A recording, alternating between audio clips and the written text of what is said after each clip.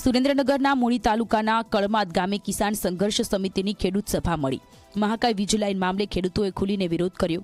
વીજ કંપનીઓની દાદાગીરી સામે ખેડૂતો લડી લેવાના મૂડમાં છે। કાયદાનો દુરુપયોગ થતો હોવાનો આરોપ પણ લગાવવામાં આવ્યો છે। વીજ લાઇનોના કારણે જમીનની કિંમત ઘટે તે વળતરમાં ગણવાની માંગ કરવામાં આવી છે અને સાથે જ વીજ ટાવર કે વીજપોલ માટે વળતર અને ભાડું આપવાની માંગ પણ છે। આ માંગણી સાથે 6 જાન્યુઆરીએ મોરબી કલેક્ટર કચેરી એકઠા થવાનું આહવાન કરવામાં આવ્યું છે।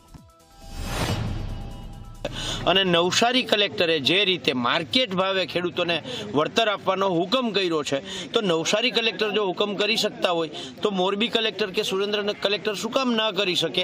એટલે આ બધી જે ખેડૂતોમાં અજ્ઞાનતા છે એ બાબતે આખી માહિતગાર કરવા માટે અમે આ રીતે 8-10 ગામ ભેગા કરી અને મિટિંગોનું અત્યારે પ્રયોજન કરીએ છીએ। અને કલેક્ટરને પણ વિનંતી કરશું, તમે કંપનીવાળાને કહી દો ખેડૂતને પૂછ્યા વગર કોઈના ખેતરમાં કરે નહીં, નકર ખેડૂત શું કરશે ને એ બધી જવાબદારી કલેક્ટરની પણ આ બની છે।